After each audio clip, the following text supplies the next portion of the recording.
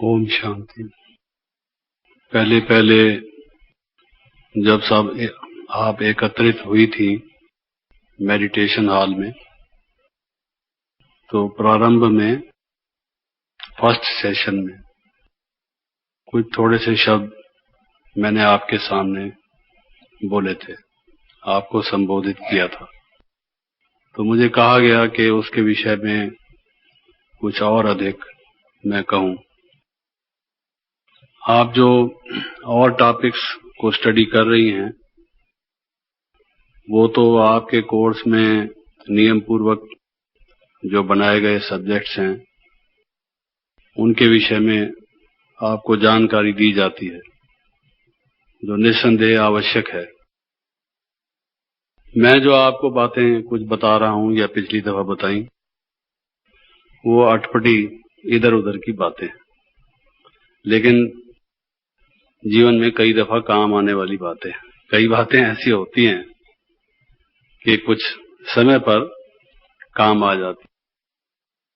तो आज भी जो कुछ मैं बताने जा रहा हूं, वो कुछ ऐसी ही बातें हैं। हो सकता है आपको लगे कि भाई वो ठेठ हमारे कोर्स की नहीं है, परंतु कोर्स से संबंधित अवश्य हैं, और उनकी जानकारी हमारा अपना पुरुषार्थ ठीक चलता चले, उसके लिए जरूरी है। एक व्यक्ति कोई बगीचा बनाता है, कोई खेती करता है, उसको मालूम है कि यहाँ जंगली जानवर भी घुस आ सकते हैं, इंसान भी आके खेती को खराब कर जा सकते, पक्षी भी आके चुग के पेड़ पौधों को नुकसान पहुंचा सकते। तो उसका इंतजाम भी साथ साथ वो करता है, चाहे वो बाड़ लगा दे, फेंसिंग लगा दे, लोहे की तार लगा दे अपने खेत के आसपास, कुछ ऐसे पौधे लगा दे जिससे कि बाउंड्री वॉल जैसी बन जाए। भले ईंटों की दीवार ना हो, लेकिन कुछ झाड़ियों जैसी शक्ल की कुछ ऐसी चीजें लगी हों जिससे कि जानवर ना घुस सके। तो सुरक्षा करनी पड़ती है। आपने देखा होगा खेतों में कई दफा एक लाठी सी लटकी होती है, एक कुर्ता सा लटका होता है, और उस पर एक लोटा काला करके ऊपर से वो भी पड़ा होता है। देखने में ऐसा लगता है कि कोई आदमी खड़ा है। पक्षी समझते हैं कि शायद ये खड़ा है चौकीदार। वो आने में थोड़ा संकोच करते हैं कि कहीं खाने के लालच में जाएं और जान ही ना चली जाए।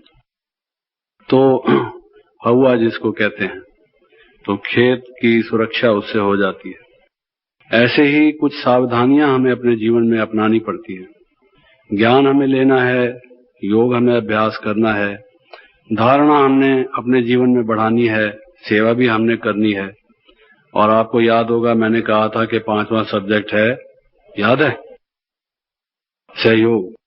तो हर एक सब्जेक्ट तो हमने पुरुषार्थ उसमें पूरी तरह से करना है, लेकिन उन सब्जेक्ट्स की साथ साथ सावधानियां जो हैं वो भी ख्याल में रखनी है। कोई बिल्डिंग बनाई जाती है, तो उस बिल्डिंग में अगर आग लग जाए, मल्टी स्टोरी बिल्डिंग हो, कई करोड़ रुपए की बनी हुई, तो आपने देखा होगा कुछ रेत की बाल्टियां लटकी रहती हैं, कुछ गैस के सिलेंडर लगे रहते हैं कि अगर कोई ऐसी नौबत आ जाए तो उसको बिल्डिंग को कैसे बचाया जाए, कैसे सुरक्षा की जाए। बैंक खोलते हैं लोग, बाहर एक गनमैन, एक वर्दी में एक आदमी नियुक्त करते हैं ताकि कोई आदमी लूटने के लिए आ जाए, थोड़ा उसको पहले से मालूम रहे कि यहाँ भी एक गन वाला आदमी खड़ा है। तो हर एक व्यक्ति सुरक्षा की कोशिश करता है।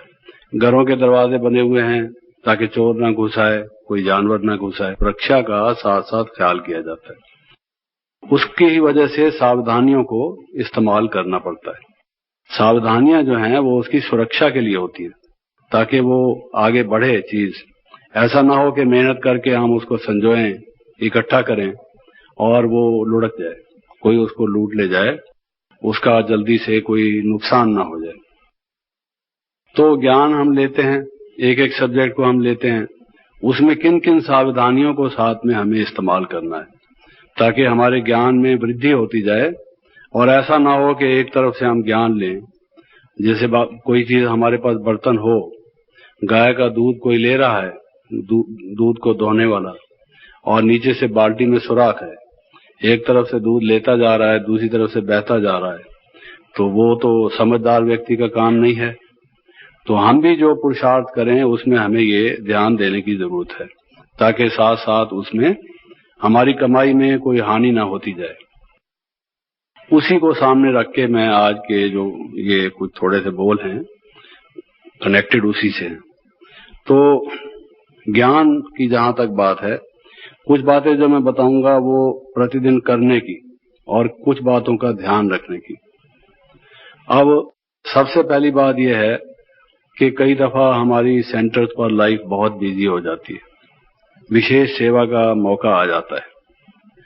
दादी जी ने हमारे पास आना है तो सब लोग बिजी हो जाएंगे। शिवरात्रि का मौका है, जन्माष्टमी का उत्सव है, कोई हम आयोजन करने लगे हैं, मेला मनाने वाले हैं, प्रदर्शनी करते हैं, कुछ हमने सेंटर पर बड़ा प्रोग्राम रखा हुआ है, सब भाई बहनों का ब्रह्मा भोजन बनना है। ऐसे बहुत दफा मौका आता है जिसमें कि हम काफी बिजी हो जाते हैं। मुरली भी पढ़ेंगे नहीं पढ़ेंगे, सुनेंगे ज्यादा ध्यान से नहीं सुनेंगे, और उस दिन जैसे ऐसा लगता होगा कि जैसे कोई बिना स्नान के हो। आप कितना भी कोई ठंडे इलाके में भी हों, जो ब्राह्मण हैं उनको ये अनुभव है कि जब तक स्नान नहीं करते हम, ऐसा लगता है कि हम तैयार नहीं हैं, कुछ अशुद्धि जैसी है, अखड़ता है। चाहे पसीना ना आया हो, वहां कोई डर्ट और डस्ट भी ना हो, मिट्टी भी ना हो, ऐसे इलाके में हम पहुंच गए हों जहां कोई अस्वच्छता की इतनी बात ना हो, फिर भी नहाए बिना चैन नहीं पड़ता। तो ये ज्ञान भी आत्मा का स्नान है, ये आत्मा का भोजन है। और बाबा ने ये हमें शिक्षा दी हुई है कि प्रतिदिन हमको मुरली सुननी है। वो तो ठीक है, बाबा ने श्रीमत दी हुई है, उसका पालन आप करते हैं, लेकिन उस मुरली सुनने के साथ साथ एक बहुत जरूरी चीज जो मिस होती है। मुरली फिर भी बहुत सारे सुनते हैं, चाहे ध्यान देकर सुने चाहे ध्यान ना देकर सुने, पॉइंट्स अपनी डायरी में नोट करें या ना नोट करें, लेकिन स्वाध्याय नहीं करते, खुद बैठ के उसका अध्ययन नहीं करते। मुरली आपने सुन ली या पढ़ ली, उसके बाद जब आप अलग अपने साथ बैठ के उसको खोल के स्वयं नहीं पढ़ेंगे, स्वयं अध्ययन नहीं करेंगे, स्वाध्याय मैं कह रहा हूं, तो तब तक आपकी बुद्धि में पूरी तरह से वो बात बैठेगी नहीं। कोई एकांत शांत का स्थान ढूंढकर प्रतिदिन स्वाध्याय करना, मुरली की गहराई में जाना, कोई प्रवचन हमने सुना है तो उसकी गहराई में जाना, उसको अच्छी तरह से समझने की कोशिश करना, इसका क्या भाव है, क्या रहस्य है, क्या महत्व है, जीवन के साथ ये कैसे संलग्न है। जब तक हम उसको वो नहीं लेंगे तो ज्ञान का रस नहीं हमें आएगा, ज्ञान के मोती हमें नहीं मिलेंगे, ऊपरी ऊपरी ज्ञान होगा। जब हम किसी को सुनाएंगे न उसको लगेगा, न हमारे ज्ञान में वो ज्ञान जो है हमारे जीवन में वो कोई सुगंधि का रूप धारण करेगा, हमें कोई शक्ति प्रदान करेगा। वो तो जैसे एक तोता रटन हो गया या श्रवण मात्र हो गया, वो काफी नहीं है। तो कितना भी आप व्यस्त हों, 10 मिनट 20 मिनट, आधा घंटा, पौना घंटा, घंटा, मैं समझता हूं कि कम से कम घंटा, लेकिन किसी परिस्थिति में आप 1 घंटा प्रतिदिन नहीं भी दे सकते, अधिक सेवा है, कोई कारण है, नियम ना छोड़िए। 10 मिनट 15 मिनट अलग से बैठ के जो सुना है, इसका क्या भाव था, बाबा क्या कहना चाह रहे थे, हमें कैसे बनना चाहिए, इसकी गहराई क्या है, ये बात कितनी हमारे लिए जरूरी है, थोड़ा सा बैठ के उसका मनन कीजिए, चिंतन कीजिए, उसमें गोता लगाइए, उसकी गहराई में जाइए। ये जब तक नहीं करेंगे तो ज्ञान का ना तो अपनी लाइफ में एब्जॉर्प्शन होगा, यानी जैसे कोई खाना खा ले लेकिन उसको पचे नहीं। कई लोग होते हैं घर में, एक बच्चा है जो खाना खाता है और हृष्ट पुष्ट होता जाता है, एक बच्चा है खाता वो भी वही खाना है, शायद उससे भी ज्यादा खाता है पतला सुकड़ू का सुकड़ू, शक्ल उसकी सुकड़ू है, तीली पहलवान, जिसको तीली पहलवान कहा जाए, माचिस की तीली होती है ना, तीली पहलवान है वो। तो बिल्कुल इसी तरह से तो माँ को चिंता होती है कि खाता पीता भी है, हम इस पर इतना खर्च भी करते हैं, इसको लगता नहीं, कोई नजर किसी लगी हुई है, क्या बात है, ये उसके शरीर में वो या तो चबाता नहीं, या उसका मैदा ठीक नहीं, स्टमक ठीक नहीं, स्टमक में जो रस निकलते हैं भोजन को हजम करने वाले, उसमें कुछ नुक्स है, या वो कोई व्यायाम नहीं करता, या उसकी शरीर की बनावट में कोई कमी बेशी है, कुछ ना कुछ तो है। जो कोई किसी के शरीर में पेट में जलने होती हैं वो खा जाती हैं, आपको मालूम होगा, लंबे लंबे वो होते हैं, किसी के पेट में कीड़े भी होते हैं, वो खा जाते हैं, उसको लगता कुछ नहीं, कीड़े ही खा जाते हैं। आपने खाना डाला पेट में, आपने समझा हमने खा लिया, और खाने वाले पहले से तैयार बैठे हुए हैं, जैसे ही आपने डाला उन्होंने समझा हमारा ब्रह्म भोजन आ गया, वो अपना शुरू कर देते, ऐसा होता है। तो जब तक हम उसका थोड़ा थोड़ा हंसते भी जाएं बीच में तो ठीक होगा। उनका हिसाब से कह रहा हूं, वो अपना समझते हैं, क्योंकि ब्रह्मा भोजन का महत्व बहुत है, उनके लिए उस भोजन का महत्व है, इसलिए। तो मनन करना, उसका स्वाध्याय करना, ये बहुत जरूरी है। कभी भी इसको मिस ना करें। एक दफा, दो दफा, तीन दफा अगर आपने मिस कर दिया तो मिस तो वैसे ही पहले ही आप हैं, कुमारी माना मिस, और दूसरा फिर ये मिस करेंगे तो मिस ही बने रहेंगे, हैं? इस बात में मिस्टर बन जाइए तो अच्छा है। उसका अध्ययन करना, स्वाध्याय करना, पूरा उसकी गहराई में आना, ये जरूरी है। Don't miss. You may be miss at other points of time, but so far as swadhyaya is concern you must not be a miss. और वैसे आगे पीछे मिस बेशक बने रहो, स्वाध्याय के मामले में मिस मत बनना। समझ गए हमारी बात को कि नहीं? ये बात ख्याल रखना। दूसरी बात यह है, कई दफा कईयों को और चीजें पढ़ने में रुचि होती है, जो सांसारिक विद्या हैं उनके पढ़ने में रुचि होती है। अखबार पढ़ेंगे, जनरल नॉलेज की बुक्स पढ़ेंगे, कोई आध्यात्मिक विवेकानंद की किताब, स्वामी दयानंद की किताब, कोई श्रीमद् भागवत, कोई पुराण, कोई उपनिषद, कोई ऐसे पढ़ने की इच्छा होगी। तो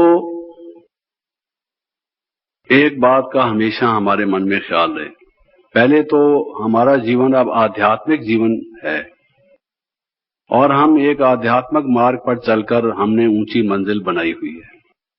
टाइम हमारे पास बहुत कम है, हमने अपने संस्कारों को बदलना है, योग की चरम सीमा पर हमने पहुंचना है, एकदम विधेय अवस्था को प्राप्त करना है, अव्यक्त अवस्था को प्राप्त करना है, जो खाला जी का घर नहीं, मासी जी का घर नहीं। मासी जी के घर में जब भी चले जाओ, प्यार से लड्डू पेड़ा कुछ ना कुछ खिला देगी, लेकिन दूसरे किसी के घर में जाओगे 10 क्वेश्चन करेंगे, बोलो कैसे आए, हम तो आज बिजी हैं, तो इसलिए मासी जी का घर कहते हैं, इट इज वेरी इजी। तो ये कोई ऐसा इजी तो है, लेकिन ऐसा इजी नहीं है। ठीक तरह से चलते चलोगे, इन सावधानियों को बरतोगे, इस्तेमाल में लाओगे, तब तो इजी है, वरना इजी नहीं है। इसलिए ऐसे अगर अपना टाइम खराब कर दोगे, ऐसे तो रोचक बहुत चीजें हैं, चुटकुले हैं, कहानियां हैं, कथाएं हैं, बहुत सारे ऐसे प्रसंग हैं जो बड़े रोचक हैं, और ऐसा लगेगा कि ये कनेक्टेड भी हैं हमारे से, थोड़ा हमको भाषणों में इसमें उसमें मदद भी मिलेगी सुनाने में, और जो सुनने वाले हैं उनको भी इंटरेस्ट आएगा। मैंने ये अनुभव से देखा है, अपने अनुभव से भी, और जो दूसरे ज्ञान में भाई बहन चलते हैं, कि जो इसको पढ़ते हैं इस किस्म के, उसके कोई मना नहीं है, बाबा ने कोई मना नहीं की हुई, लेकिन ये एक प्रकार से मीठा जहर भी है। मैं आपको बताऊं, भोजन भी है, जहर भी है। हर एक के बस का नहीं है इसको हजम करना। जो दूसरों की बातें सुनते रहेंगे, हम पढ़ते रहेंगे, पढ़ते पढ़ते हमें इफेक्ट हो सकता है।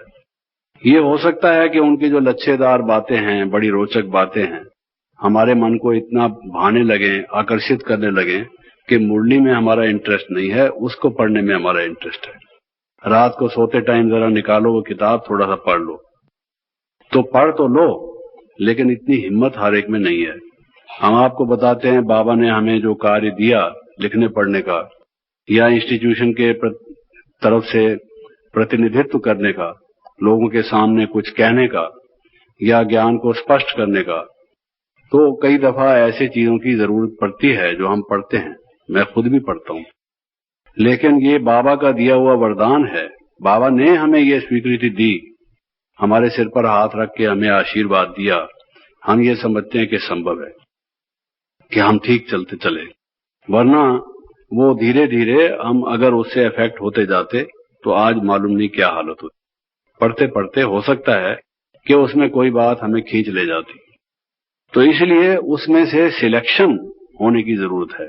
क्या हमको पढ़ना है? पहली चीज तो ये है कि जो लौकिक चीजें हैं, जिनका ज्ञान से कोई संबंध नहीं है, अध्यात्म से कोई संबंध नहीं, जीवन को ऊंचा उठाने से कोई संबंध नहीं, उनका तो प्रश्न ही नहीं उठता, उनको अलग कर दीजिए। हमारे किसी कार्य के लिए हमें कोई इंफॉर्मेशन की जरूरत है, इंफॉर्मेशन अलग चीज है, लेकिन सिद्धांत की दृष्टि से, आइडियोलॉजी के पॉइंट ऑफ व्यू से, ज्ञान की दृष्टि से अगर आप बाहर की कोई चीजें देखते हैं तो ये सोच समझ के देखिए कि इतनी हिम्मत है, ऐसे वीर हो। बाबा हमारी जो सोने की बुद्धि बना रहे हैं उसको आप कायम रख सकोगे, या धीरे धीरे वो आपको जंग लगा देंगे? बाहर वाला जो है ज्ञान आपके बाबा के प्राप्त किए हुए ज्ञान को डाइल्यूट कर देंगे, जैसे मिक्स उसमें हो जाएगा। तो हम कईयों का देखते हैं, जब कोई बात सुनाते हैं, अधिक कथा कहानी सुनाएंगे, थोड़ा सा बाबा का ज्ञान सुनाएंगे। बाबा का जो स्वयं सर्वशक्तिमान परमात्मा का जो शक्तिशाली ज्ञान है, उसका जो इफेक्ट है, हमने क्या उसके महत्व को अभी तक नहीं समझा। बाबा की भाषा ही अलग प्रकार की है, बहुत अव्यक्त है और इतनी प्रभावशाली है, अगर देखा जाए तो उसका तो कोई मुकाबला ही नहीं। अगर हम उसको लच्छेदार और इस तरह से बनाने की कोशिश करेंगे, चरपड़े मसाले जैसे डाल के मसाले वाला खाना खाए कोई, और खूब अच्छी सारी मिर्च डाल दे, नाक भी बहता रहे, शू शू भी करता रहे और मसाला डाल के खाता भी रहे, ऐसे होते हैं कई लोग, और खाते भी रहते हैं, ऐसा करता रहे। आपको अनुभव ही है कि उनके बहनों को हमने देखा है, विशेष मजा आता है, खास करके जब कोई ऐसी चीज भल्ले पकौड़ी बनी हो, कोई वो क्या कहते हैं, वो जो मुरमुरे का बना होता है उसको खाते हैं, खूब अच्छी सारी इमली डालेंगे, मिर्च, बेलपूरी वगैरह, देखा, याद है इनको सब चीजें। हम तो खाते नहीं, हमको भूल जाता है, लेकिन इनको हैं, कल रात को खाई थी, काफी सारा मसाला था। इमली तो होगी, इमली के बिना कैसे होगा? नहीं खाई तो आप पास हो गए, और सबने पता नहीं क्या किया होगा, मालूम नहीं। खैर, कहने का भाव यह है कि उस तरह का अगर हम कोशिश करेंगे तो बाबा के ज्ञान में मिक्सचर हम करते जाएंगे, अपनी भी शक्ति हमारी कम होगी, और जो हम शिव शक्ति हैं, बाबा का ठेठ ज्ञान हम सुनाएं, वो इन्फॉर्मेशन हमें थोड़ी सी हो, उसमें मैं कहता हूं मना नहीं है, लेकिन अपनी कैपेसिटी को, अपनी तौफीक को, अपनी समर्थ को देख लो। अगर उधर खिंचाव हो रहा है, रुचि हो रही है, पढ़ने का बार बार मन कर रहा है और उससे अपने को असर हो रहा है, please stop then and there, उसको रोक दो। और जो भी आप पढ़ते हो वो बिना ज्ञान से कनेक्टेड फालतू चीजों को, तो मैं ये समझता हूं कि हमें अपनी अवस्था बनाने के लिए जितना टाइम चाहिए, उस टाइम में से अगर आप ये टाइम लगाते जाओगे उसमें, तो हानि ही होगी। 21 जन्म का जो पद हमको प्राप्त, पूरा वर्षा प्राप्त करना है, वो हम कर नहीं पाएंगे। ज्ञान के रत्नों को लेने की बजाय फिर कंकर पत्थर हम इकट्ठे करना शुरू कर देंगे। इसलिए कईयों को कॉपी करने की ये कोशिश मत करो। आपकी पवित्रता, आपकी निर्मलता, आपकी दिव्यता, आपकी रूहानियत और बाबा के जो बोल आप बोलते हैं, वो आपकी परम शक्ति है, वो आपका ओज है। वो लोगों पर जब जाएगा, बिजली की तरह से उनको करंट लगेगा, और उससे जो आपकी सेवा होगी वो किसी और चीज से सेवा नहीं होगी। ये बाहर की चीजें थोड़ा टाइम भले लगेंगी कि भाई ये इनको बोलने की कला आती है, लेकिन जब वो देखेंगे कि ठोस चीज जो सॉलिड हमें चाहिए वो ये है जो बाबा ने दी है, तो आप देखेंगे असली जो काम आने वाली चीज है वो ये है।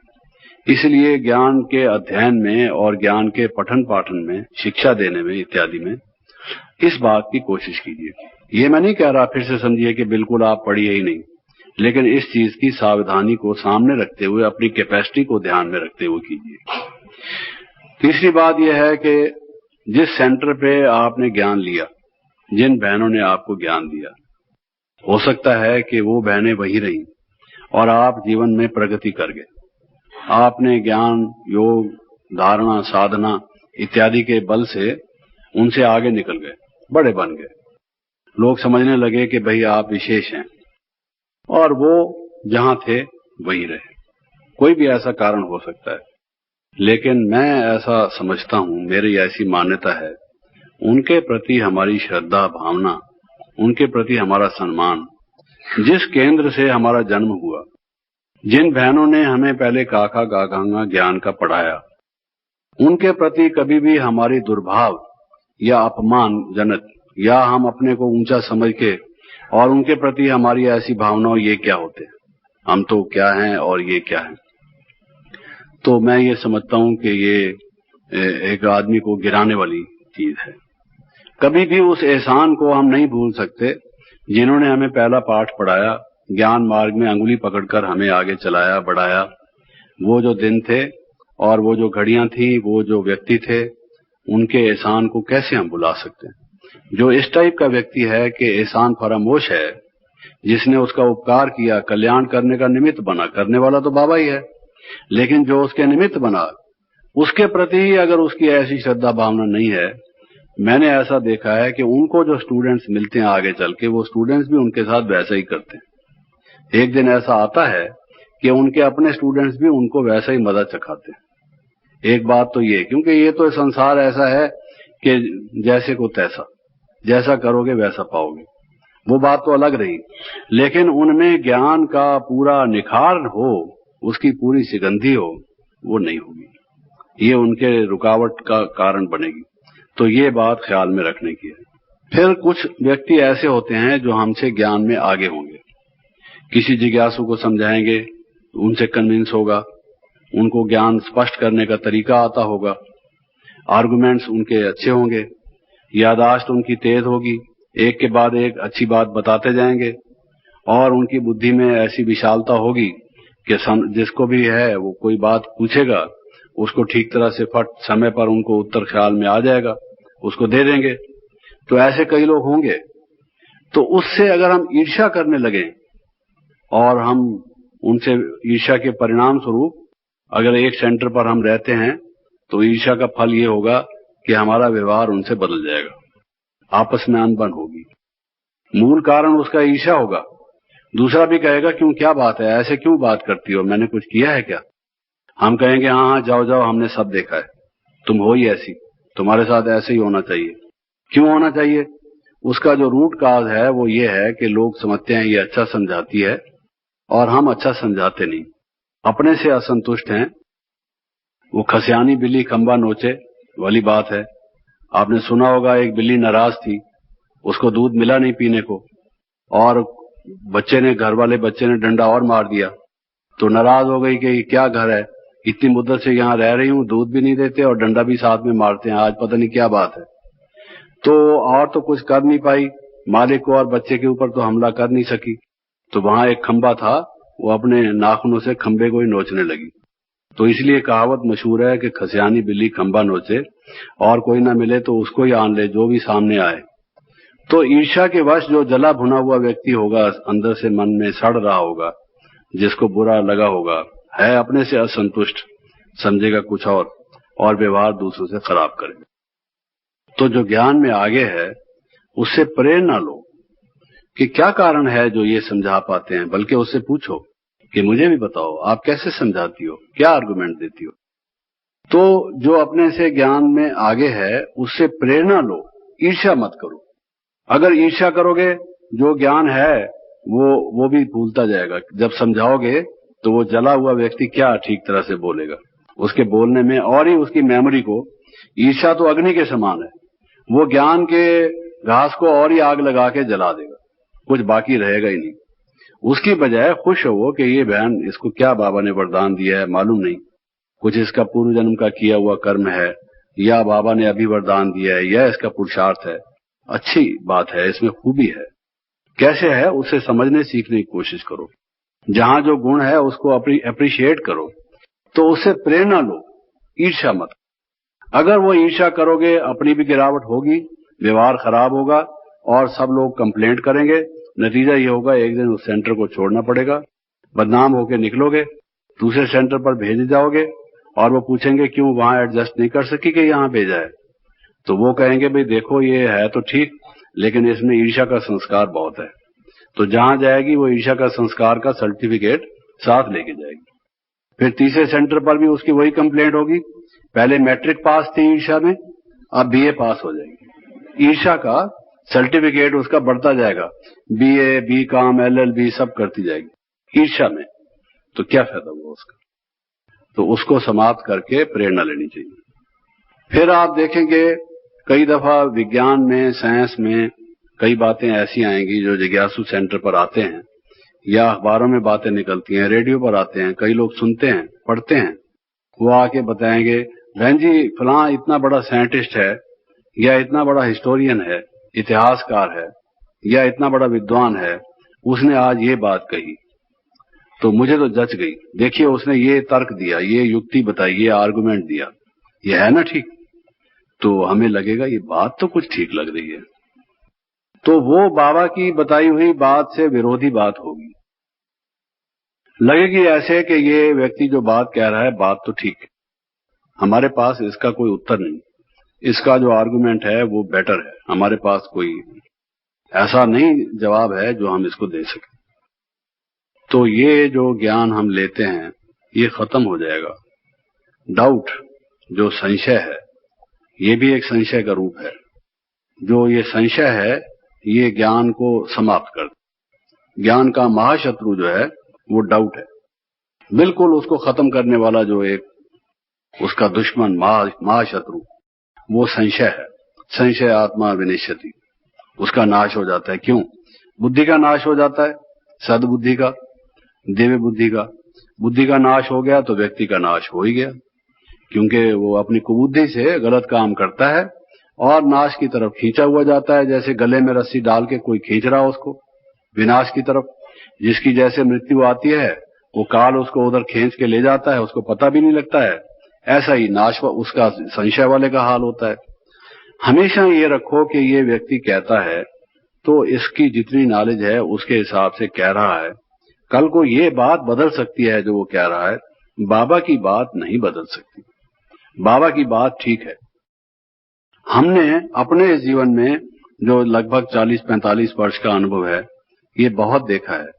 विज्ञान वालों ने तब से लेकर अब तक कितने आविष्कार किए, कितनी बातें बताई, और वो बहुत सी बातें ऐसी भी हुआ करती थी जो बाबा की बताई हुई बात के शायद मेल न खाती हूं।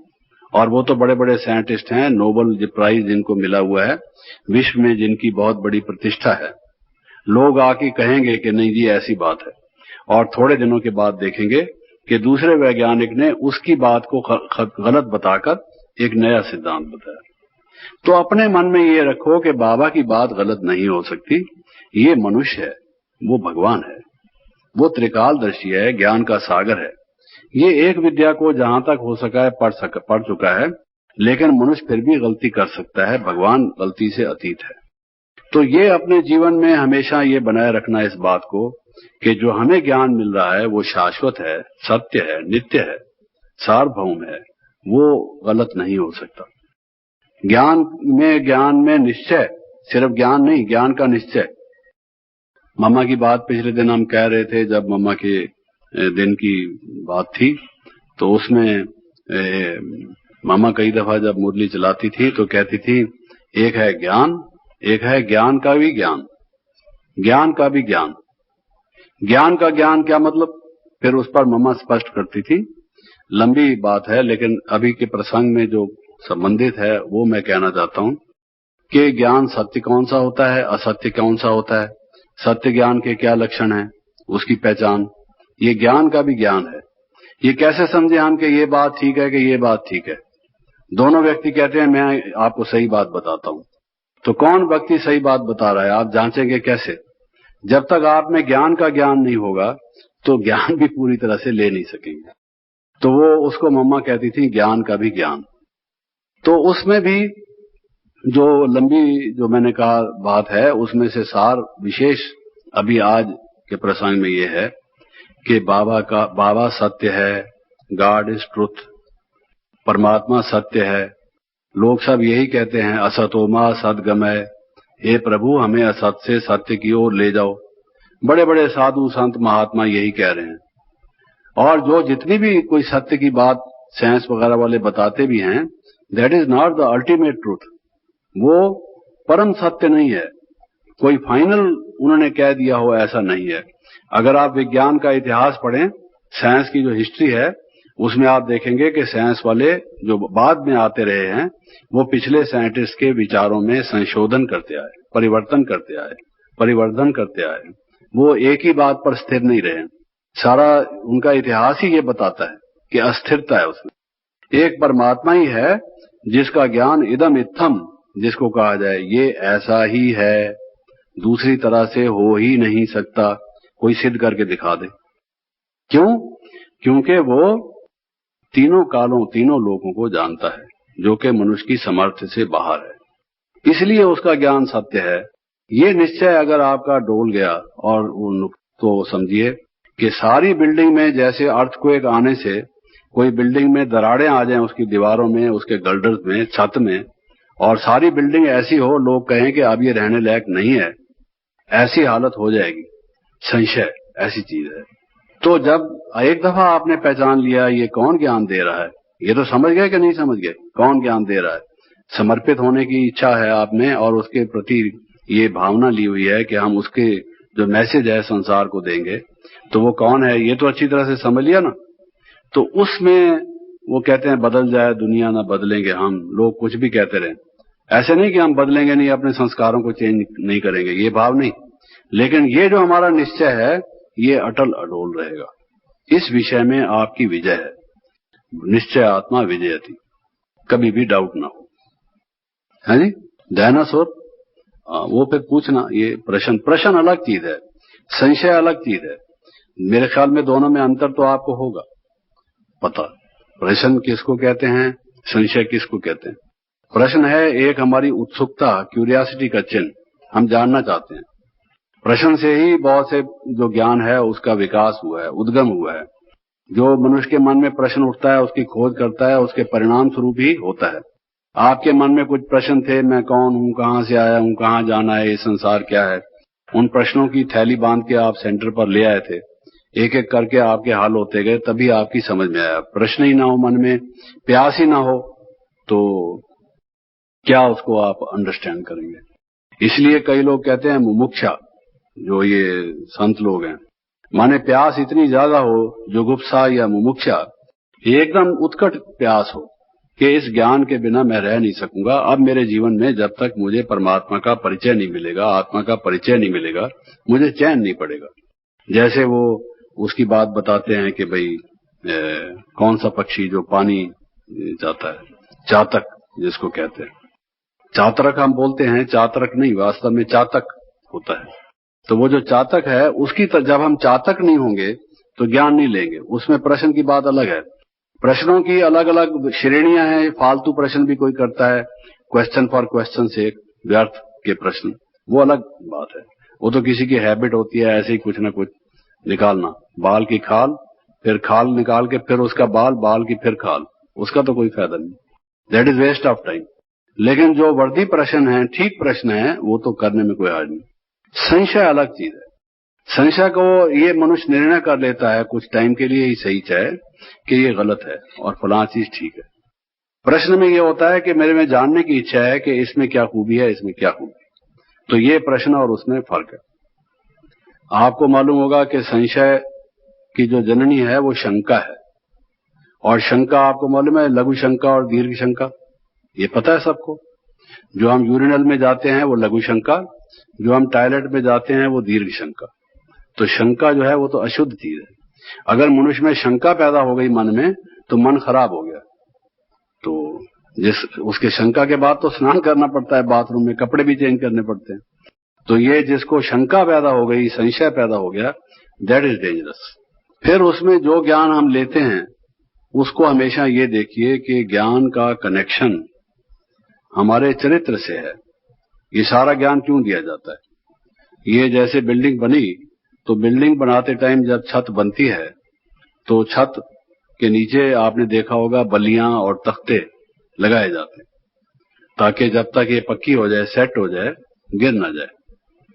ये आम भाषा में उसको अडावत कहते हैं, इंग्लिश में उसको स्कैफोल्डिंग कहते हैं, यानी जो उसके नीचे एक थामने के लिए उसको एक स्ट्रक्चर, एक ढांचा जैसा बनाया जाता है। जब वो बन जाती है तो उसको हटा दिया जाता है।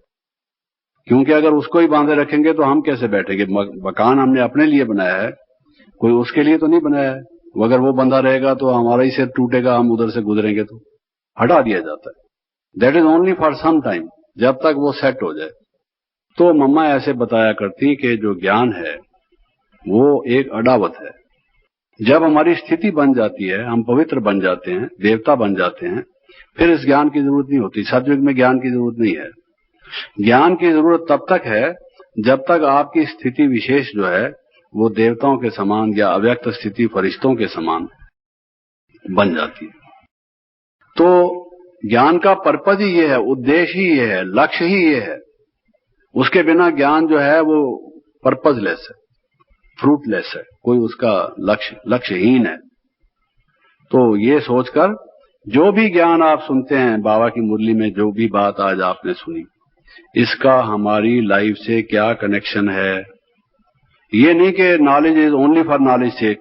जैसे कई लोग कहते हैं art is for art sake. भाई एक कई लोगों में होती है बुद्धि की विलासिता, यानी नॉलेज इकट्ठा करने की। एक एमए भी पास कर लें, इंग्लिश में भी, इकोनॉमिक्स में भी, हिस्ट्री में भी, फलां में भी, फलां में भी 6-6, 8-8 डिग्री एमए की लोगों ने ली हुई होती, लेकिन डीप नॉलेज होती नहीं। उनको कोई एक एप्लीकेशन लिख दो, एप्लीकेशन भी लिखना जानते नहीं, तो क्या फायदा हुआ उसका? तो कोई उसको स्टोर नहीं करना। गधे के ऊपर बहुत सारी किताबें लदी हुई हों, गधे को क्या पता, उसके लिए तो बोझ है, वो समझेगा कब ये उतारे मेरे उससे। तो दिमाग में अगर हम इतनी सारी इंफॉर्मेशन लोड कर दें, वो तो हार्ट अटैक हो जाएगा, क्या फायदा होगा? इतना भारी होगा, उसका टेम्परेचर भी अप रहेगा, ब्लड प्रेशर भी अप रहेगा, लोगों से बात करते हुए भी झगड़ा करेगा, क्योंकि उसके दिमाग में तो गर्मी पैदा करेगा ऐसा लदा हुआ ज्ञान जो एब्जॉर्ब नहीं होगा। तो नॉलेज भी जो है, नॉलेज हमारे चरित्र बनाने के लिए है। Knowledge is for enlightenment, knowledge is for virtue. Knowledge जो है वो हमारे में दिव्य गुणों के विकास के लिए है। तो कोई भी आप ज्ञान की बात सुनते हैं, बाबा की जितनी भी बातें हैं वो ज्ञान के लिए परम आवश्यक है। वो ज्ञान जो है, ज्ञान की बातें हमारे चरित्र के लिए, हमारी धारणा के लिए, हमारी स्थिति का निर्माण करने के लिए, कैरेक्टर बिल्डिंग के लिए, कैरेक्टर की बिल्डिंग बनाने के लिए वो परम आवश्यक हैं। आप एक भी बात मुरली में से कभी मुझे पॉइंट आउट करके बता दें कि जगदीश भाई ये बात जो है इसका तो हमारे देवता बनने के साथ या चरित्र के साथ, पवित्रता के साथ कोई कनेक्शन नहीं, ये तो ऐसे ही है। ऐसा नहीं, फिर हमने समझा नहीं उसको। उसका हर एक अक्षर, हर एक उसका पैराग्राफ, हर एक उसका फ्रेज जो है, वाक्यांश और वाक्य, महावाक्य जो भी है, वो हमारे स्थिति को अच्छा बनाने के लिए।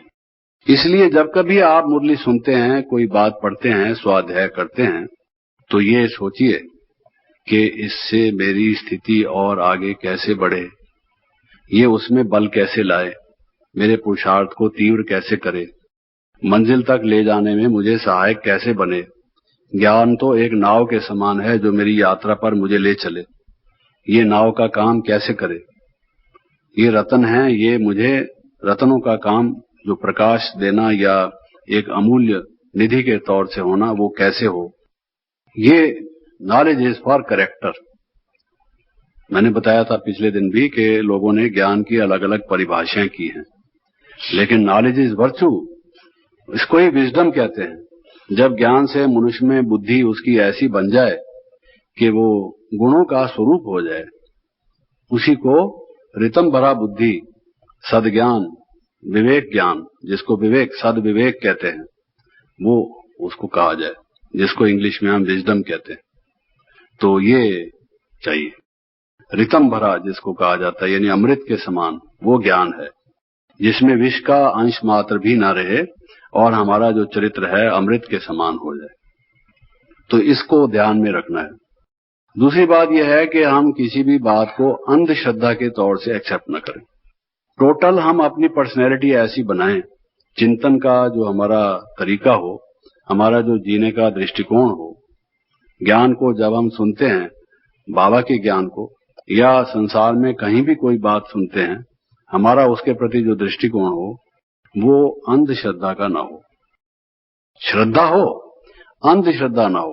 बाबा के ज्ञान में श्रद्धा तो हमें हो, उसके अलावा जो मनुष्य कोई बात बताते हैं, अगर वो बाबा के ज्ञान से मैच करती है, उसके अनुकूल है, श्रीमत के अनुसार है, तो हमारा उसके लिए नतमस्तक है, वो हमारे लिए शिरोधार्य है, पालनीय है।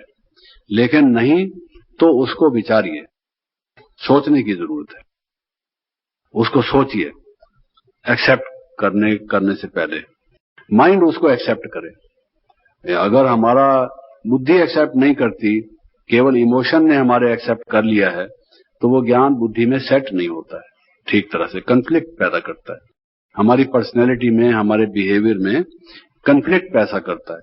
लोग जो बोलते कुछ और हैं, मानते कुछ और हैं, करते कुछ और हैं, मन वचन कर्म जो एक नहीं होता, उसका एक कारण ये होता है कि वो अंधश्रद्धा वाले लोग होते हैं, उनमें पूर्ण कन्विक्शन नहीं होता। जो बात उन्होंने सुनी हुई है और मानते हैं, थोड़ी थोड़ी मानते हैं, इसलिए थोड़ा वो बोलते हैं, और जो दूसरी थोड़ी बात मानते हैं, थोड़ा वो बोलते हैं, थोड़ा वो करते हैं। तो उनका जो एक धारावाहक उनका व्यक्तित्व हो, ऐसा नहीं होता। वो कई विषम धाराओं का मिला हुआ एक कॉम्प्लेक्स पर्सनैलिटी उनकी होती है। तो हम अगर अंदर बाहर से एक बनना चाहते हैं, तो उसके लिए जरूरी है कि अंधश्रद्धा ना हो, श्रद्धा हो। श्रद्धा माना ही है श्रद्धा।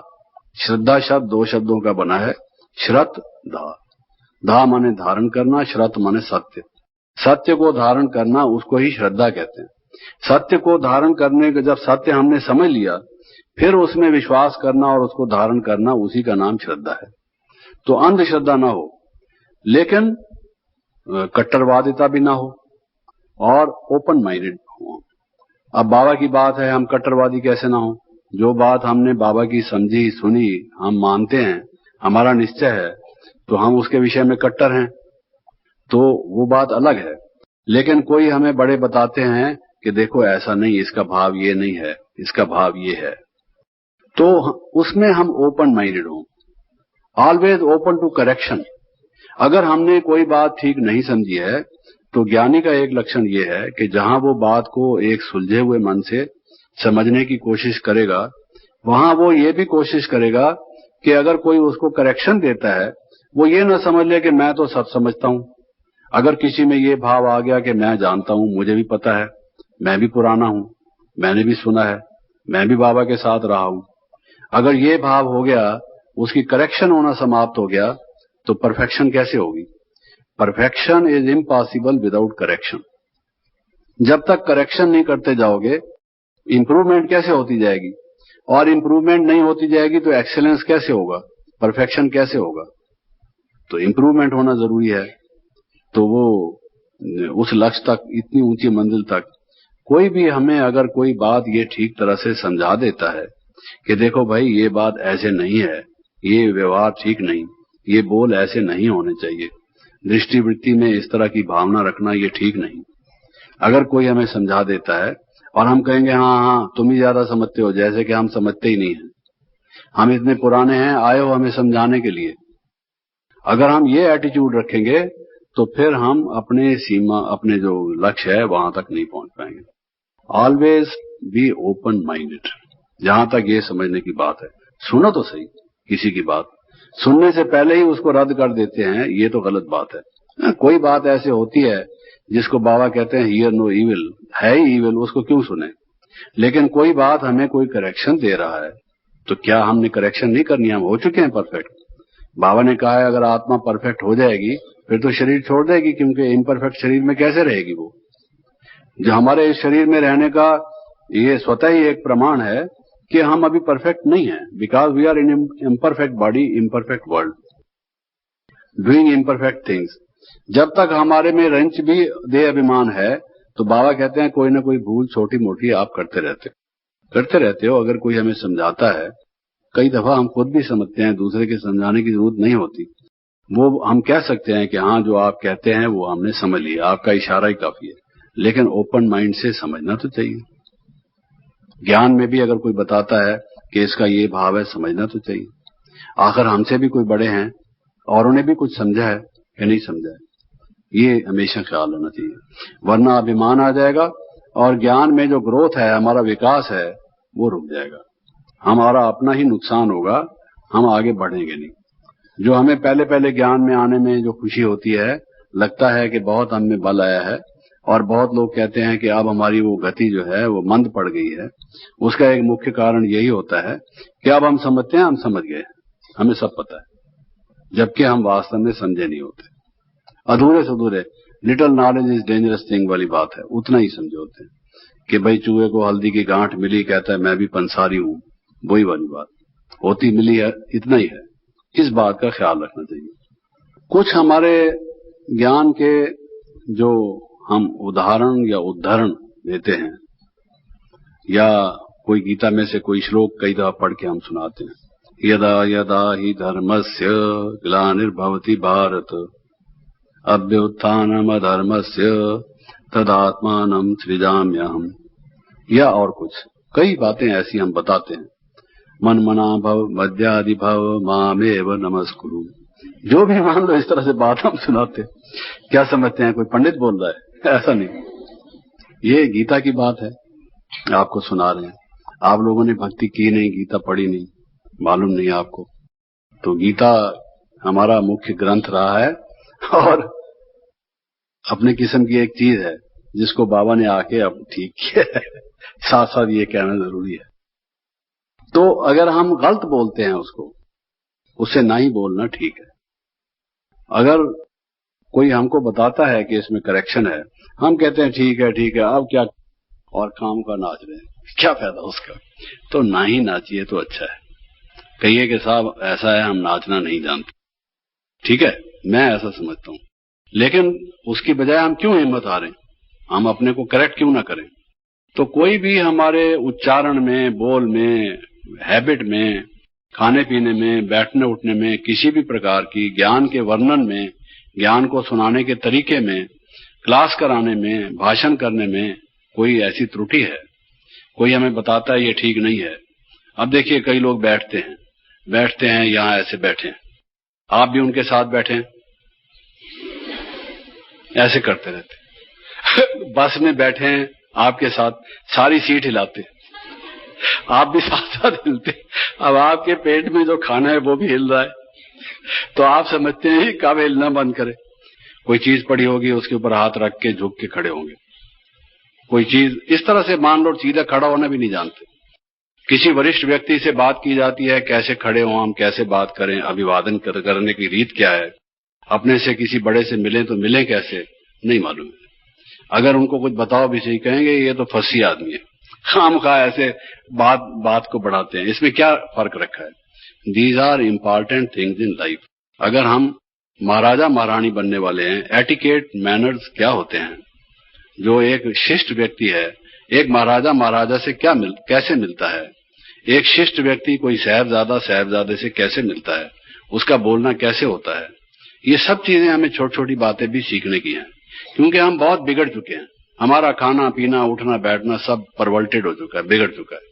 अब उसको ठीक करने के लिए अगर हमें कोई राय देता है तो हमें ओपन माइंडेड होना चाहिए, उसको ये माइंड नहीं करना चाहिए कि ये तो ऐसे ही बताते हैं। अब कई लोग बैठे होंगे,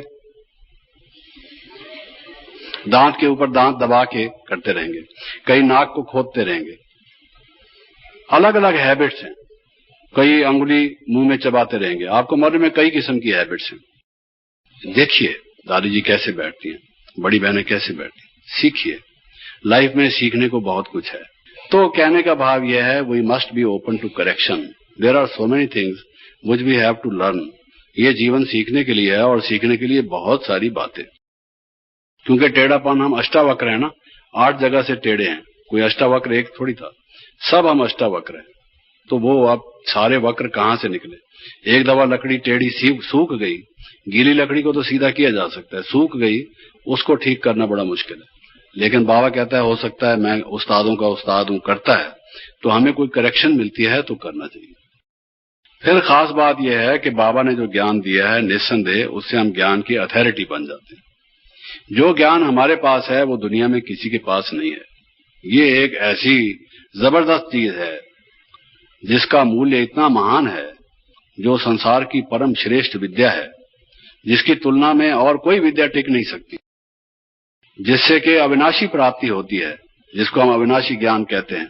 और इसके कई नाम हैं। कि ज्ञान औषधि है, ज्ञान अमृत है, ज्ञान ये है, ज्ञान रतन है, ज्ञान जड़ी बूटी है, कई चीजें हम कहते हैं। ऐसे और किसी ज्ञान के नाम नहीं है। इससे अनंत लाभ है। भाई अमृत धारा से इतनी बीमारियां दूर होती हैं, लेकिन ये असली अमृत धारा जिससे क्या कुछ हमें प्राप्ति होती है, तो निस्संदेह उसको प्राप्त करके हमारे रोम रोम में हर्ष आता है। हमें एक जिसको कहना चाहिए सात्विक रूप से स्वाभिमान आता है कि हम कितने सौभाग्यशाली हैं कि बाबा ने हमें चुन के इतना अनमोल वर्षा दिया है। बाबा आपका कितना कैसे हम धन्यवाद करें। तो ये हमारी तकदीर है कि ऐसी चीज हमें प्राप्त हो गई है, लेकिन हम उसके कारण से किसी से अभिमान से तो न बोले। ज्ञान का यही तो मतलब है कि हम अपने जीवन में नम्र बने। ज्ञान हमें मिल गया और बने हम उसके अपोजिट नम्रता की बजाय।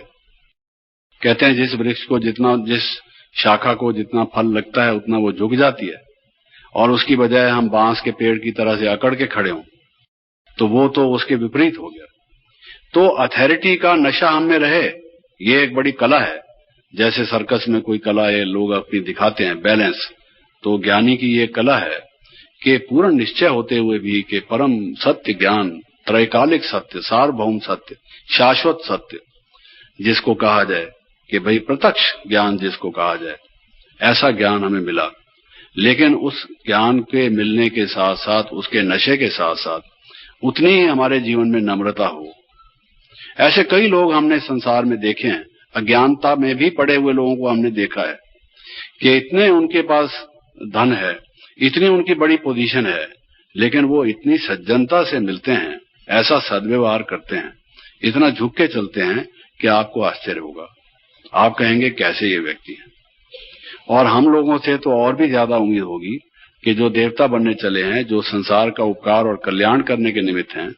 बाबा कहता है जो निमित्त होता है वो नम्र होता है, तो हमारी नम्रता कितनी ऊंचे पाए की, ऊंचे दर्जे की होनी चाहिए। हमारा स्वभाव जो है उसमें ये चीज बहुत जरूरी है। हम जो बाबा मम्मा के साथ रहे, इतनी बड़ी अथॉरिटी को, ब्रह्मा से और महान कौन हो सकता है, सृष्टि के नंबर 1 आत्मा। हमको तो यही एक स्वभाव में आती है बात, भाव में, कि बाबा के साथ जो हमें रहने का संपर्क मिला, मिलने का संपर्क करने का जो एक मौका मिला, और कोई उपलब्धि हुई हो या न हुई हो, केवल एक वही उपलब्धि जिसके बारे में सब शास्त्रों में वर्णन है, ब्रह्मा के बारे में, एडम के बारे में, आदिनाथ के बारे में, उस मधुर मूर्ति को हमने देखा, इन नेत्रों ने उनको निहारा, उनके दर्शन किए। लोग मूर्ति के दर्शन करने जाते हैं, एक इंसान की बनी हुई मूर्ति की, लेकिन जो भगवान को रिफ्लेक्ट करने वाली स्वयं साक्षात मूर्ति है, उसका स्पर्श हमें मिला, उसका दर्शन हमें मिला, उसके साथ रहने का मौका हमें मिला, उनको हमने देखा, जिसका मूल्य कोई कभी चुका ही नहीं सकता। जो कहते हैं कि योगी कैसे बोलता है, योगी कैसे व्यवहार करता है, योगी भोजन कैसे करता है, योगी उठता बैठता कैसे है, योगी के क्या लक्षण होते हैं, तो वो जो बाबा के संग रहकर बाबा को देखने का एक मौका मिला, जो एक जिसको हम कहें कि बाबा ने जिसको हमारे सामने एक मॉडल के रूप में, एक नमूने, एग्जाम्पल, सैंपल के रूप में रखा, वो संसार की सबसे बड़ी उपलब्धि है। उससे बड़ी और कोई प्राप्ति हम समझते हैं कि नहीं हो सकती। हमारे जीवन में तो इतनी अनंत अनगिनत परीक्षाएं छोटी और बड़ी आई होंगी, उसका वर्णन या उल्लेख करने लगे तो मैं समझता हूं बहुत कहा जा सकता है उसके विषय में। लेकिन उस सब के में से गुजरने की जो हिम्मत या शक्ति जो मिली, जहां ज्ञान से मिली, योग से मिली, उससे कहीं अधिक या किसी मात्रा में भी कम नहीं मैं समझता हूं, जो बाबा को नजदीक से देखने में एक मौका मिला, जिनके सामने भी परीक्षाएं और वो परिस्थितियां आई, वो जो छाप पड़ी माइंड के ऊपर, उनकी जो छवि थी, उसने मदद की। इसलिए आप जितना वो बाबा के चरित्र अगर आप सुने उस ज्ञान के साथ साथ, तभी वो ज्ञान जो है वो रंग लाएगा, उसमें वो भरत आपको मिलेगी, उसमें स्ट्रेंथ वो आएगी। क्योंकि ज्ञान में कोई आदर्श हम आपके सामने उपस्थित कर दें, ऐसा होना चाहिए, ऐसा होना चाहिए, लेकिन किसने ऐसा किस परिस्थिति में होके दिखाया है, उसकी बात हमें बताइए। तो वो जब हम बाबा के जीवन से सुनते हैं वो हमारे लिए लाभदायक है। तो इतने ज्ञान की अथॉरिटी जो थे वो कितना नम्र स्वभाव के थे। उन बच्चों ने किसी ने क्या व्यवहार किया, संसार वालों ने क्या व्यवहार किया, उस साधारण तन में कैसे लोगों ने नहीं पहचाना। लोग कहते हैं साधारण तन, मैं तो साधारण नहीं मानता, लेकिन चूंकि मनुष्यों जैसा शरीर था तो लोगों ने एक मनुष्य के शरीर को देखकर मनुष्य एक समझा, वो अलग बात है। वरना तन भी उनका साधारण नहीं था। अगर उनका हाथ भी किसी को स्पर्श कर गया तो मैं समझता हूं वो हाथ स्पर्श करना भी अपने में एक बहुत ही आध्यात्मिक प्राप्ति थी। चाहे वो हाथ प्रकृति का था, लेकिन उस प्रकृति के हाथ से भी किस प्रकार से रूहानी एक स्पर्श मिलता था जो आत्मा को जाके स्पर्श करता था उनके माध्यम से, वो तो एक दास्तान ही अलग है। लेकिन इतनी बड़ी अथॉरिटी को भी हमने ऐसी परिस्थितियों में भी कैसे नम्र देखा, तो उसमें हमारा क्या कर्तव्य बनता है। हमारे पास तो उनके तुलना में कितना अल्प ज्ञान है, कम, क्या मुकाबला ही नहीं है। हम तो बच्चे हैं छोटे, जिसको सिंधी में कहते हैं भांबरी पहनने वाले।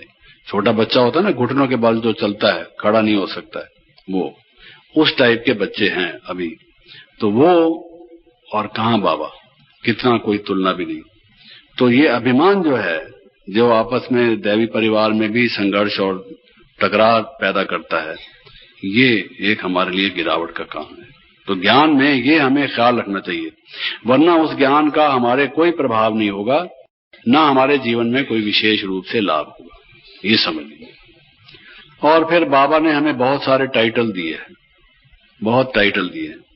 जिस तरह से बाबा ने औरों को कौरव या अज्ञानी कहा है, हमें जो ज्ञानी बच्चे, योगी बच्चे, तपस्वी बच्चे या और कई टाइटल्स जो हमें दिए हैं, समय समय पर देते हैं, वो सब टाइटल्स का नशा भी हम में रहे, लेकिन उसके साथ साथ फिर वो रूहानियत भी हम में रहे, लोगों के सेवा का भाव भी हम में साथ साथ रहे।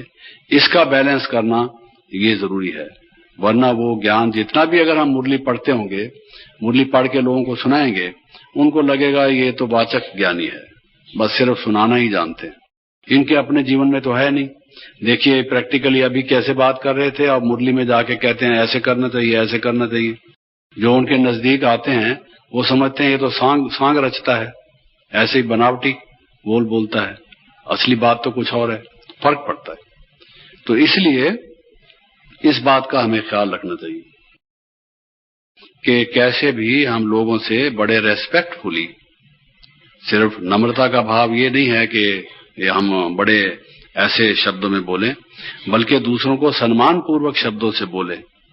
ये ना समझें कि हम हैं अथॉरिटी, हम हैं विश्व का उद्धारक, कल्याण करने वाले, नए विश्व की रचना करने वाले, मास्टर रचयिता, मास्टर सर्वशक्तिमान इत्यादि इत्यादि, मास्टर ज्ञान सागर। इस सबके बावजूद दूसरों को, जिनको मालूम ही नहीं कि भगवान आया है, कैसे ज्ञान मालूम हो भी सही, तो भी आपस में भी हमें किस तरह से रेस्पेक्टफुली बात करनी चाहिए, आदर पूर्वक, सम्मान पूर्वक। ये एक सोचने की बात है, वरना वो ज्ञान बेकार हो जाता है। काफूर की तरह से, कपूर जैसे होता है, आप में से कईयों को अनुभव होगा, कईयों को नहीं होगा। कितना सुगंधी देता है, उसकी विशेष प्रकार की जो लाभदायक स्मेल होती है, जो कई चीजों को दूर करती है, खराबियों को, लेकिन कितनी जल्दी उड़ जाता है। इसलिए कहते हैं वो तो काफूर हो गया। कपूर हो गया माना जल्दी से उड़ गया। तो ज्ञान भी वो कपूर हो जाता है, कपूर जिसको कहते हैं, उर्दू में कपूर कहते हैं, इंग्लिश में कैम्फर कहते हैं। तो वो उड़ जाता है जल्दी से, अगर हमारे में वो भाव नहीं होगा तो। फिर कई दफा जो हम ज्ञान लेते हैं, जब हम दूसरों को अपने से ज्यादा ज्ञानवान, ज्ञाननिष्ठ, ज्ञान में आगे देखते हैं, उनकी वर्णन के तरीके को, उनके आर्गुमेंटेशन को, उनके प्रेजेंटेशन को इत्यादि इत्यादि, तो अपने में आत्मविश्वास खो बैठते हैं। कहीं पर हमें सेवा के लिए कहेंगे, किसी को समझाने के लिए कहेंगे, हम कहेंगे नहीं नहीं, ये इतना पढ़ा लिखा है ना भाई, हम नहीं, इसको दे दो, ये समझा दे। तो अपने में आत्मविश्वास हम खो बैठते हैं, सेवा के लिए ना करने लगते हैं। जबकि हमें ये मालूम होना चाहिए कि कार्य कराने वाला बाबा है, करण करावनहार वो है। हमने जीवन अपना बाबा को दिया है, बाबा ने जिनका हमारे द्वारा कल्याण कराना है, ड्रामा में वो निश्चित है। हम ये सोचकर कि बाबा हमें आप वरदान दो, क्या बोलना है आप हमें टच करो। बाबा को याद करके बैठे, मैं आत्मा हूं, अपने को सोच के दूसरे को आत्मवत आत्मदृष्टि से देखें और फिर अपने में कॉन्फिडेंस करके बाबा इसका ये आया है, बाबा ने इसको भेजा है और बड़ों ने मुझे ड्यूटी दी है तो इसका कल्याण होगा निश्चित रूप। तो ये भी नहीं होना चाहिए कि हिम्मत हार दें हम दूसरों को ये देख कर के वो हमसे ज्यादा समझदार हैं और हमें कुछ मालूम नहीं है। हम ये समझें कि लोगों ने अगर हमें चांस दिया है तो इसमें आगे बढ़ने का हमें एक मौका है। प्रैक्टिस ही नहीं करेंगे तो आगे कैसे बढ़ेंगे। तो ये जो कई दफा ना कर देते हैं, नहीं आज मेरी तबीयत खराब है, आज मैंने नींद नहीं की, आज मेरे को ये कारण है वो कारण है, आज तो इसको दे दो, हफ्ते का कोर्स कराना है, हम समझते हैं आज तो दे दे, फिर कल हम कहते हैं नहीं नहीं इसने शुरू कराया है ना, अब इसको ही कराने दो। समझा। भाव ये होता है कि हम छूट जाएं किसी तरह से। ये टेढ़ा आदमी है या ज्यादा पढ़ा लिखा है, शायद हमसे संभल ना पाए और कहेंगे कि आप जिसको कोर्स कराती हो वो तो टिकता ही नहीं है, चला जाता है, पता नहीं आप में क्या है, आप कुछ ऐसी बात ढंग से बताती नहीं, जिज्ञासु आते हैं, टाइम स्पेंड करते हो और चले जाते हैं। तो एक दो दफा किसी ने ये कमेंट किया और हमने समझ लिया कि हमारी तो किस्मत ही ऐसी है, टिकता तो कोई है नहीं, काहे को ये काम करना। तो हम कहते हैं नहीं नहीं हम किचन में खाना बनाएंगे, ये काम इसको दे दो। अंदर में बात ये होती है कि आत्मविश्वास हम खो बैठते हैं, सेल्फ कॉन्फिडेंस खो बैठते हैं। तो ये तो अपने ज्ञान की, जैसे अपने पांव पर कोई कुल्हाड़ा मारे, जिस वृक्ष पर जिस शाखा पर बैठा हो उसको ही काटना शुरू कर दे, ये गलत है। Practice makes a man perfect. कोई भी जन्म से परफेक्ट नहीं होता है। करत करत अभ्यास के जड़मति होत सुजान, जैसे कहा गया है। तो कैसा भी है, बाबा का नाम याद, बाबा को याद करके हम शुरू करेंगे तो भला ही होगा, ये सोचकर करो। अब धारणा के सब्जेक्ट को मैं लेता हूं कि उसमें किन बातों का ख्याल रखने की जरूरत है। जैसे कि प्रथम दिन मैंने कहा था कि आजकल प्राय केंद्रों में, सभी में नहीं, प्राय केंद्रों में जो आर्थिक हमारे वहां के जो स्थिति है वो ऐसी कोई कष्ट साध्य नहीं है, कठिन नहीं है। कोई ऐसा नहीं है कि हमको बहुत ज्यादा जफाकशी करनी पड़े, कोई ज्यादा मजबूरियों से रहना पड़े, कठिनाइयों से पार होना पड़े। बाबा के भंडारे में कोई इस तरह की बात नहीं है जैसे कुछ समय अपने यज्ञ के इतिहास में हम सुनते हैं कि ऐसा आया था।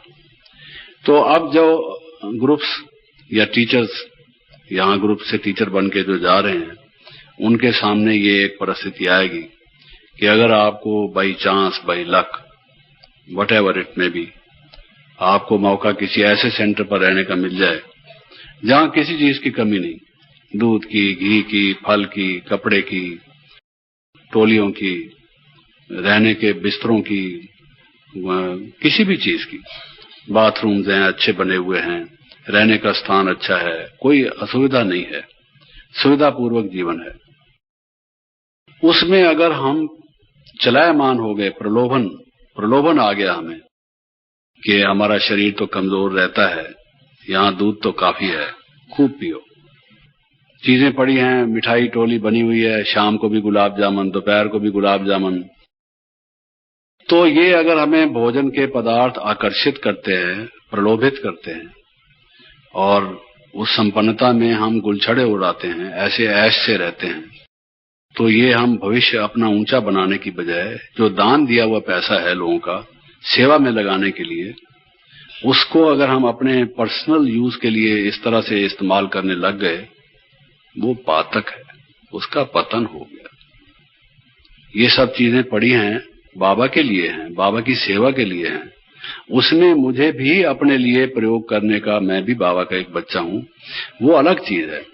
लेकिन पहले सेवा अगर उससे कुछ होती है, आपको किसी ने एक गुलाब जामुन दिया, एक और खा लो, अच्छा भाई तुम बहुत कहती हो तो दे दो, दे दिया, दूसरा खा लिया हमने, नहीं नहीं एक और खा लो, एक और खा लो, मेरी तरफ से खा लो, भाई तुम मजबूर मत करो, नहीं नहीं एक खा लो, फिर कुछ हो जाए, चलो लाओ, लाने दो, भूख है नहीं। गुलाब जामुन हजम करने वाले को तो कम से कम खेती करनी चाहिए। गुलाब जामुन किसी डॉक्टर से पूछ के देखिए, इतना सारा उसमें चाशनी भरी हुई, घी में डूबा हुआ और खालिस दूध का बना हुआ, चाहे पाउडर का चाहे किसी चीज का, ऐसी ठेठ कड़ी चीज उसको हजम करना, उसके लिए तो जो उठक बैठक डंड पेलता हो वो आदमी गुलाब जामुन खाए। कोई व्यक्ति सारा दिन बैठने वाला, पालती मारकर मांत बनकर बैठने वाला, वो अगर 3-3, 4-4 गुलाब जामुन खा लेगा, अभी तो नहीं, थोड़े दिन के बाद उसकी क्या हालत होगी आप सोचिए। उसके पेट का तो ईस्ट वेस्ट नॉर्थ साउथ कुछ भी पता नहीं लगेगा, ये हालत उसकी हो जाएगी। तो क्या फायदा उसका। अपनी तबीयत भी खराब करना, बीमारी भी मोल लेना, खर्च भी अपने ऊपर चढ़ाना, दूसरे की सेवा से भी उसको वंचित करना, तो ये क्या हमने समझा, ये ज्ञान समझा है? ये तो नीयत ही खराब है। इसलिए सबसे पहले ये तो सिर्फ खाने की चीज है, ऐसे ही और जो चीजें हैं बढ़िया से बढ़िया, कोई भी चीज इनकी देख लो, इनका शैम्पू देख लो, इनका साबुन देख लो, इनकी क्रीम की शीशी देख लो, इनके पाउडर की शीशी देख लो, इनकी चोटी को बनाने के लिए जो क्लिप है वो देख लो, इनका सैंडल देख लो, इनकी साड़ी देख लो, इनके बिस्तरे की चादर देख लो, इनकी बाल्टी और बाल्टी का मग देख लो। वो फैशन इनके पास मिलेगा। कमरे के पर्दे देख लो, सब चीज। तो ये जो एक वृत्ति है सादगी को छोड़कर ये सोचना पैसे खर्च अधिक से अधिक करना, चीज सुंदर हो इसमें कोई हर्ज की बात नहीं, उसकी यूटिलिटी हो, कोई हमने ऐसा ही पाउडर लगाना है जिससे स्किन की डिजीज हो जाए, ऐसा भाव नहीं है। लेकिन हम जो अधिक से अधिक खर्चीली चीज किसी को देख के कि इसके पास ये है, कहीं किसी सेंटर पर गए, ये कौन सा शैम्पू इस्तेमाल करती हो, इसका क्या फायदा होता है, ये होम्योपैथिक है, इससे जो है ये फायदा होता है, बाल चमकदार होते हैं और नरम नरम होते हैं। तो हमें अपने जीवन में अगर ये चड़क भड़क और इस तरह की आदतें चाहिए तो हम संन्यास्त या जिसको कहना चाहिए समर्पित या सेवाधारी, क्या आपने को कह सकते हैं? This is not Yogi life, this is not ज्ञानी लाइफ। तो ये प्रलोभन जिसके जीवन में आ गया वो भी गया।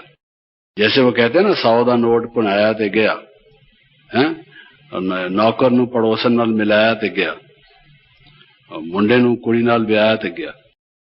तो ये पंजाबी की कहावत है। ऐसे ही जिसमें प्रलोभन आया तो वो भी गया, जिसमें ये प्रलोभन आ गया उसकी जो नीयत खराब हो गई वो ज्यादा दिन टिकेगा नहीं। हमने बहुत देखा, एक शैम्पू पड़ा है, दूसरा कहीं से और इकट्ठा कर दिया, तीसरा और इकट्ठा कर दिया, वो तो संग्रह की प्रवृत्ति उसमें हो जाएगी। और ये इकट्ठा करने की जखीरा खेजी जिसको कहा जाए, होल्डिंग, जो बिजनेस में कई लोग करते हैं, वो हमारी प्रवृत्ति हो जाएगी, विच इज वेरी डेंजरस। इसलिए पहला अपना जीवन का असूल बनाओ कि मैंने अगर योगी बन के अपना 21 जन्म का भविष्य ऊंचा बनाना है तो एक न्यारा रहकर, ये ट्रस्टी बनकर, ये बाबा की अमानत है, सेवा के लिए है, उस तरह से चलो। ये पहली चीज। दूसरी चीज है प्रशंसा। तो वो जो धारणा की और बहुत सारी बातें हैं, 36 गुण लिखे हुए हैं, जब टूरिस्ट आते हैं उनको हम समझाते हैं, वो तो आप बोर्ड से नोट कर सकते हैं। दिव्य गुणों के गुलदस्ते में भी लिखी हुई हैं और भी कई जगह। अभी गुणों का वर्ष चल रहा है तो उसमें वैल्यूज का उसमें भी बताते हैं। ये मैं कुछ अलग सी बातें बता रहा हूं जो हमारे लाइफ के गिरावट ना आए, स्वच्छता से, निर्मलता से, आत्म संतुष्टि से, कॉन्शियंस हमारी कहे भाई तुम ठीक आदमी हो, उस तरह से हम चले, उसके लिए है।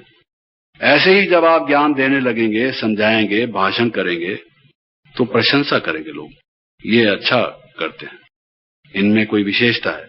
कोई भी आप सेवा का कार्य करेंगे, है वो बाबा का दिया हुआ ज्ञान, है वो ज्ञान का इफेक्ट, लगा उनको ज्ञान अच्छा रहा है, लेकिन वो प्रशंसा जो कर रहे हैं हम समझते हैं कि हमारी प्रशंसा कर रहे हैं। अगर बाबा बीच में से निकल जाए तो आप एक बिल्कुल जैसे फटा हुआ ढोल होता है, बेसुरा, वैसे ही हो जाएंगे। ये आप करके देख लीजिए, कितना भी आप कोशिश कर देख लीजिए, जमीन खोदी है, पानी निकलेगा ही नहीं जब तक वो हमारे उसको कोई मदद करने वाली ऊपर की शक्ति है नहीं। ये जो कुछ भी हम कार्य करते हैं अपने जीवन में, जो ये सेवा का कार्य, अगर कोई ये समझ लेता है कि मेरी अपनी बुद्धि से और ज्यादा मेहनत से या किसी भी इधर उधर के कुछ तरीके लगा के करने से सफलता हुई है, वो गलत है। ठीक है, उस मेहनत का फल मिलेगा जो हमने की है, और जो हमने सोचा है, दिमाग लगाया है, हमारे को वो बुद्धि भी मिलेगी। बुद्धि देने वाला देगा हमको और देगा, क्योंकि हम सेवा में उसको लगाते हैं। लेकिन जो सफलता है, जो उसकी प्राप्ति है, कईयों को देख लीजिए कितना भी काम करते हैं फिर भी सफलता होती नहीं है। ये जो सफलता होती है, ये हम कहीं गलत ना समझ लें कि ये हमारे कारण से हुई है, और उसकी जो प्रशंसा लोग कर रहे हैं उसके अधिकारी हम हैं। अगर हमने ये समझ लिया तो हमारी गिरावट शुरू हो गई। कितने भी ऊंचे ज्ञानवान आप क्यों ना हो, वो गिरावट शुरू हो गई। कईयों में ये आदत होगी अपना फोटो खिंचवाना, कोई तालियां बजाए, कोई मालाएं पहनाए। प्रशंसा के कई रूप होते हैं, कोई अप्रिशिएट करे आपको, उसके कई तरीके हैं। तो कईयों को आपने देखा होगा ग्रुप के फोटो खींच रहे हैं, धीरे धीरे खिसकते खिसकते फ्रंट रो में ठहरने की कोशिश करेंगे। दो आदमी खड़े हैं, उनको इधर उधर करके बीच में अपनी शक्ल, अपना मुंह ले आएंगे ताकि कैमरे में हमारा भी आ जाए। पूछ भी लेंगे भाई हम दिखाई दे रहे हैं कि नहीं दे रहे। कहीं किनारे पर बैठे खड़े होंगे तो कहेंगे भाई इधर हम आ जाएं। ये हम नहीं कहते कि भाई अगर फोटो खींच रहा है तो आप कहीं गायब हो जाइए, आप ना आइए।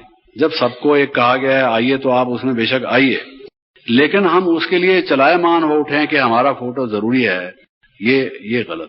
हमारी प्रशंसा होनी चाहिए, हमारे लिए तालियां बजें, हमारा स्वागत हो कहीं भी हम जाते हैं।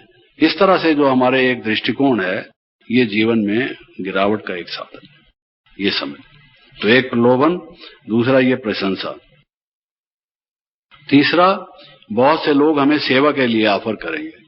बहन जी कोई काम है, कोई यज्ञ की सेवा है, कुछ करना हमें बताइए, आज हमारे पास टाइम है। कोई चीज बाजार से लानी है, जिससे उनका मतलब ये होता है भी हम अपने खर्च से ले आएंगे, कोई चीज लानी हो तो तन से, मन से, धन से लोग सेवा के लिए ऑफर करेंगे, बाबा की सेवा समझकर कि ये अच्छा कार्य हो रहा है, इसमें हमारा भी भविष्य बन जाए, कुछ इस ख्याल से। और अगर हम ये समझ लेंगे कि ये हमारे ही सेवा के फल से स्वरूप ये जो कुछ कर रहे हैं उसके अधिकारी हम हैं, या ये हमारे सेवक हैं, हम तो खुद ही सेवक हैं, फिर सेवकों के भी सेवक, हम उनको जो इस तरह से ट्रीट करते हैं, जो ये देखने लगते हैं कि ये सेवक हैं, ये प्रवृत्ति ठीक नहीं।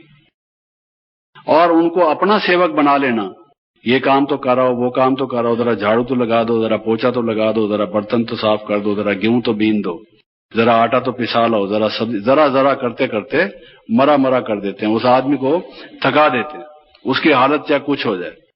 ये तो प्रवृत्ति ठीक नहीं है।